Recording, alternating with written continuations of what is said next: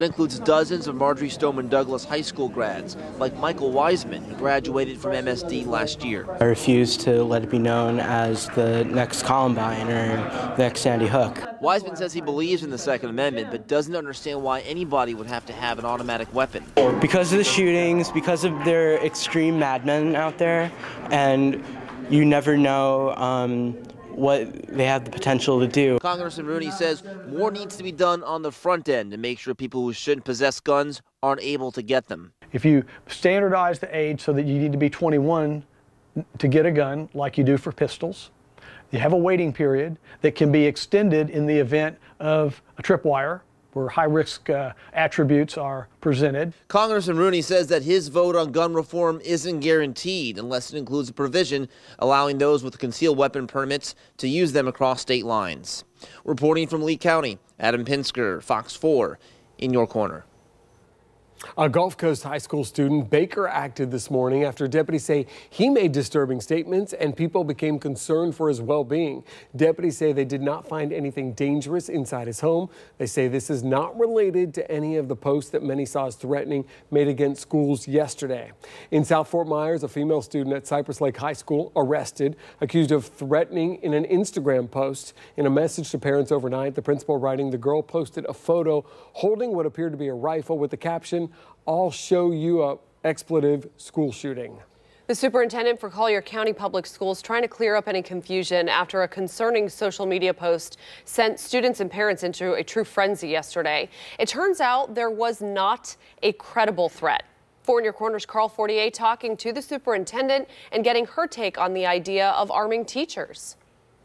I mean, the Parkland shooting shook all of us. We were still like, our nerves are really raw. Last week's deadly shooting at Stoneman Douglas High School in Parkland might help explain why this social media post had students leaving Gulf Coast High School in droves Wednesday. It mentioned a possible school shooting, and Palmetto Ridge and Gulf Coast High Schools in the same message. We got right on that. The sheriff's office worked with us to say we don't deem it a credible threat, but if they did, what would we do? We'd go into lockdown. The parents would know that. Collier School Superintendent Dr. Kamala Patton urges people not to spread rumor or cause panic, but to report anything they think might be a real threat.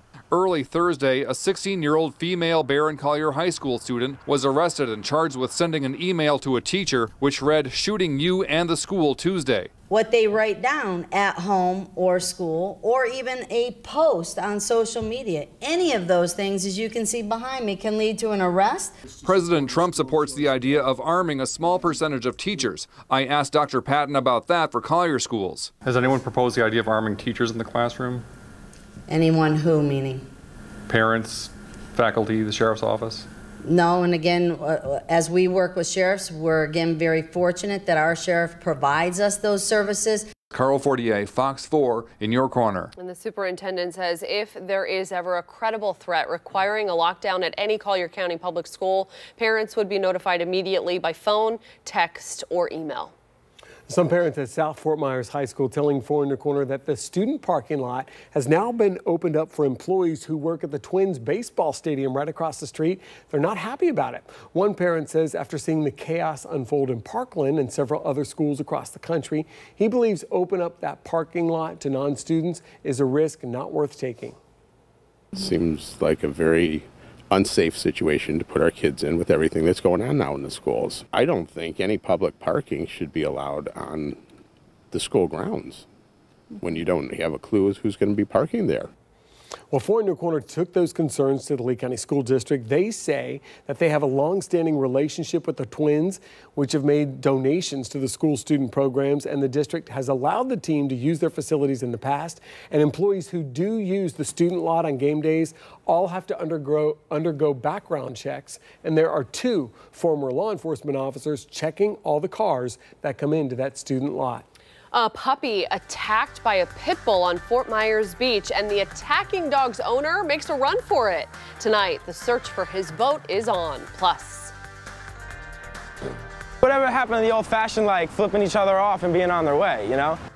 Yeah, instead of saying it with their fingers, these guys using their fists. A case of road rage spilling out onto a busy road. Skyrocketing cable bills have a lot of people turn into streaming services, but is it worth cutting the cord for?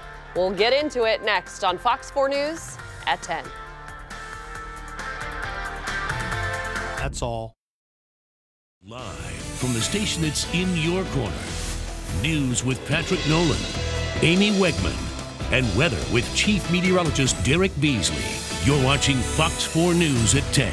Here's a chance for you to enjoy some spring training baseball and help feed your fellow Southwest Floridians. You can join Fox 4 along with two of the teams who hold their spring training in Southwest Florida. The Twins play in their home opener against the Rays, and we want you to come to the game and bring your canned goods and other non-perishable items with you this Sunday to put in the bins for the Harry Chapin Food Bank. The game starts at 1:05 on Sunday, and don't forget to look out for someone from the Fox 4 team to throw out that first pitch. Yeah, and this, well, I mean, he's I'm just warming up, just in case y'all need me again. Well, actually, though, after what happened last year at that, we gotta pull up. We gotta pull it out. So this isn't the first time one of our own has thrown out a first pitch at a game. Last year, actually, Patrick threw out the first pitch. Yeah.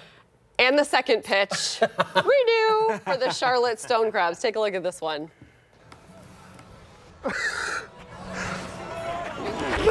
Oh, one more!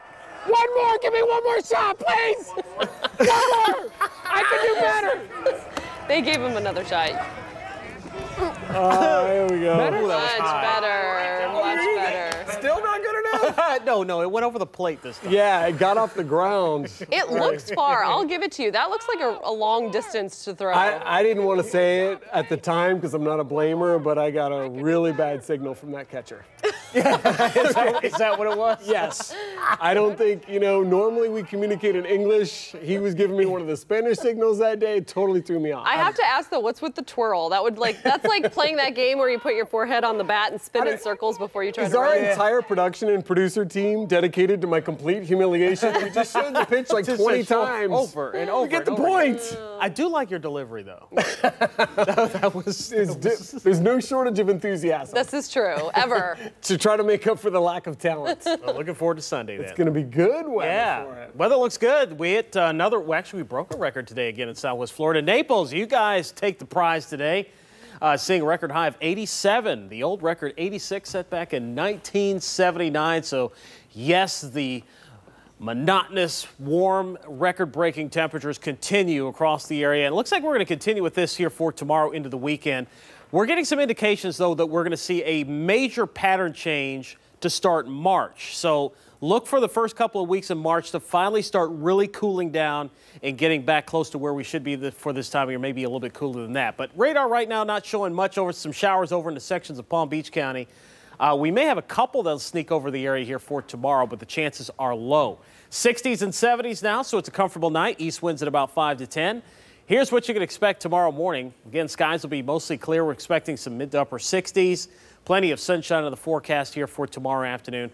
Back into the mid 80s across the area. We may see a couple of areas get into the upper 80s here, but I think it'll be a little cooler than what we saw earlier in the week. But we've been trimming back these temperatures by a degree or two each day, and it looks like we'll see mid 80s this weekend. But this is where the real nasty weather is going on. At one time in parts of North Texas, they had storms out there producing quarter-size hail and freezing rain at the same time. Very odd situation, but they've been having some really rough weather out towards the west and still dealing with some flooding rainfall across parts of the mid-Mississippi Valley and even a little bit of snow just off towards the north. Here's a look at predictor right now. As you can see, skies for tomorrow afternoon will be partly cloudy, so we'll have a day similar to today where we started off the morning with some sunshine and then clouds started to roll in during the afternoon. And we did see a couple of showers sneak across Collier County this afternoon.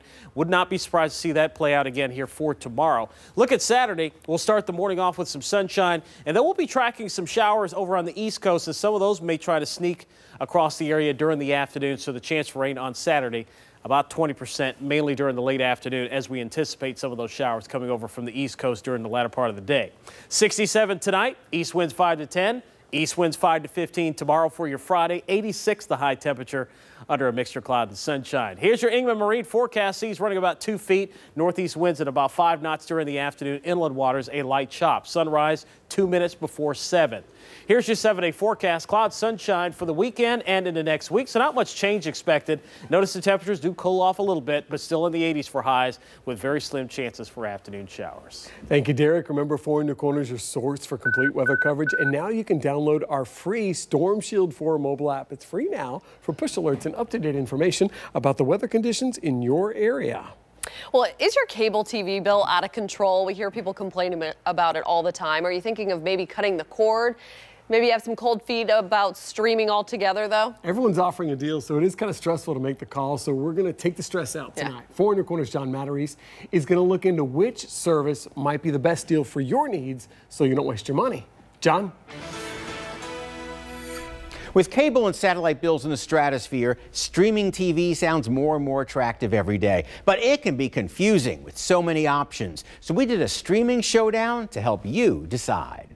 Emily Wilder is a mom of a 1-year-old girl. Don't climb on it, silly. Her cable bill was too much. Cable was just getting so expensive. It was $150 a month. So she cut the cord, paying for just internet, Netflix, and Hulu. As for that $150 cable bill, how much do you pay per month? $55. Rocco Newby has also dropped his cable package. And when I got to $170, it was just ridiculous to pay that much money for cable service when you hardly only watch just a couple channels. Now he uses an Amazon Fire Stick and an antenna to pick up local channels. So I cut it, and I got used to watching TV over the air and in streaming. Rocco's savings? You know, $1,000 a year. I'll be glad to put that in my pocket. So which service is best for you? Well, it all depends whether you're a big fan of news or sports or lifestyle shows and movies, because each service has its own specialty. First, you'll need high-speed internet, $30 to $60 a month. Then you'll need a device like a smart TV, Roku box, Apple TV, Google Chromecast, or Amazon Fire Stick. Now you're ready. 99.9% of people can find a perfect streaming solution, I think. Alex Haslam with CutCableToday.com has compared the 5 main players. Sling TV is cheapest, $20 a month, but has a limited channel lineup. DirecTV Now is $35 a month, and with 60 channels is most like a cable package. PlayStation Vue is $40 a month, and Alex says has the best video quality. A big misconception. You don't need a PlayStation to stream it on, which I think a lot of people are confused by. Hulu Live, also $40 a month, has the most sports channels. YouTube TV is $35 a month and offers local channels. Amazon Prime is not quite a full-service option yet, but it's coming. She cautions that some services have ESPN, some don't. Some have HGTV, some don't. Some are missing CNN or Fox News. It sounds tricky, but Emily says with a smart TV, streaming is no longer complicated. All I have to do is hit menu, and the apps are already loaded on there for me. There are other streaming services like Fubo and Crackle that aim at niche audiences like sports fanatics or gamers. Just make sure the service matches your needs so you don't waste your money. I'm John Matarese, Fox 4 in your corner. All right, thank you, John. A Navy vet taking matters into his own hands when someone tries to break into his home here in Florida. Why he says the intruder picked the wrong house. 3 inmates using a table to break out of this prison. Look at this. But their freedom doesn't last too long. It's next on Fox 4 News at 10. To go. 3 inmates caught on camera smashing a window to break out of this correctional facility in Ohio. They used the table to do it. They were actually given a chance to straighten out their lives. They had the opportunity, the privilege of taking part in a program that meant minimum security. You can see what they did with it. Investigators say one night last week, they made the decision to escape using that table to smash out the window and make a run for it, but their freedom short-lived. They were caught, and now they're going to be forced to pay for the window they broke. Well, it was one of the hottest kitchen devices of the holiday season, but now there are dangerous reports about the Instant Pot. We're going to tell you which models are affected. Plus, the search is on tonight for a boater accused of pulling up his anchor and speeding off after his dog attacked a 7-month-old puppy on Fort Myers Beach. The story's next on Fox 4 News at 10. Wow. Live from the station that's in your corner, you're watching Fox 4 News at 10. A pit bull attacks a woman and her 7-month-old puppy on Fort Myers Beach. The pit's owner speeding off on a boat in order to avoid punishment. 4 in Your Corner's Michael Cadigan talking to the victim of the attack tonight to find out more about what happened here. Michael? Amy, this is the boat Renee Bozeman's looking for. She posted it on Craigslist. Whoever owned the pit bull which attacked her puppy was seen driving this boat.